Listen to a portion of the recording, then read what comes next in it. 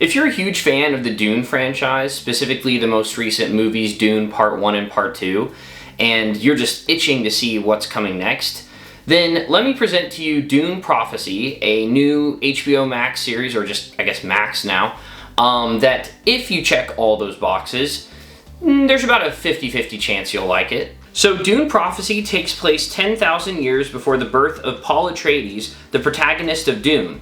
The story revolves around the origins of the mysterious cult-like organization later known as the Bene Gesserit, and how they cemented themselves as a formidable and influential power in the Imperium. Hey, this is the guy with no name. I hope you guys had a great Christmas and New Year. I was actually on a bit of a hiatus since the birth of my second daughter and then all the holidays, but yeah, my wife and baby are doing well. It's been great. And I'm back, so that's good.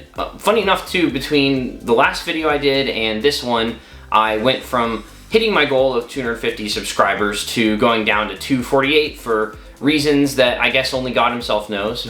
But if you enjoyed the video, please show your support by subscribing and help get us back to 250 and beyond. But yeah, let's get back to the review. Alison Schapker co-developed and acted as showrunner for the series, and it stars Emily Watson as Mother Superior Valia, the current leader of the Sisterhood, Jessica Barden as young Valia, Olivia Williams as Reverend Mother Tula, Valia's sister, Emma Canning as young Tula, Travis Fimmel as Desmond Hart, a soldier who returns to the capital after having a near-death experience that seemingly granted him a somewhat sinister power, and Mark Strong as Emperor Haviko Corrino, a leader who comes from a long line of strong, powerful emperors who desires above all to be seen as a worthy successor to the throne. Now, like I said, this show is not up to the caliber of the two Denis Villeneuve films, which was a pretty big bummer for me. I was looking forward to the show.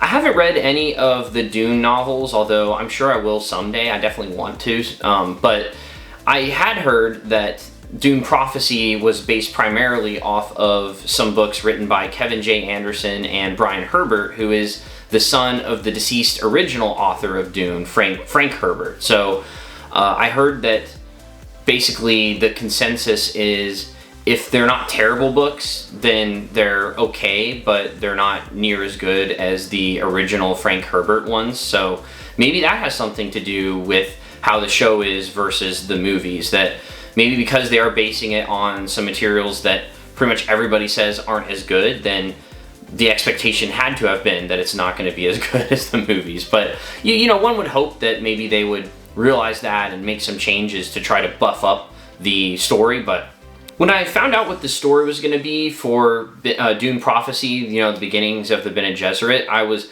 very intrigued, and I was interested to see what that was how that was going to be handled and what that was going to be like, and you know, seeing other parts of the universe other than Arrakis. But unfortunately, it ended up being one of my biggest problems. The story was just a little too simplistic at the end of the day, a little too spaced out. There were too many lulls in the episodes, and it wasn't as dense, and just didn't meet expectations after coming off of those two movies. I know I keep saying that, but the title is Dune Prophecy. It's supposed to go along with those, so of course you have to compare them at the end of the day. And also, aside from Watson as Mother Valia and Strong as Emperor Corrino, I really wasn't very impressed with the acting. It wasn't bad, it was okay, but just I didn't think they were quite up to where they should have been either. And then cinematography, the cinematography was insane in the movies, and I didn't expect that it to be that level, but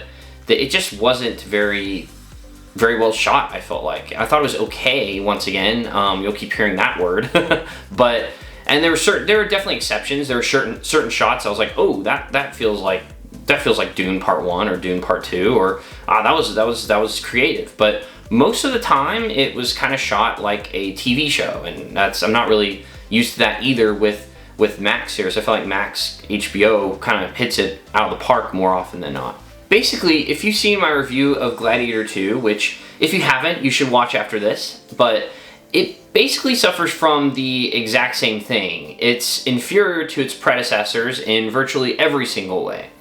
I will admit, though, it did end on a higher note. The season finale was, I would say, the best episode of the season, so I'm hoping that if they beef it up, step it up, and try to make a great season 2, there's enough there to improve upon that I would say it's possible. It's kind of a fool me once, shame on you, fool me twice, shame on me situation, but I will give season 2 a shot. Don't get me wrong though, it wasn't a terrible show. There were times where I'd be surprised, like, dang, that happened, or there were great moments or great scenes that I really enjoyed, but I do think the worst part is that multiple times per episode I would find myself getting bored, except for the very last one, that is. So that's not a very good sign.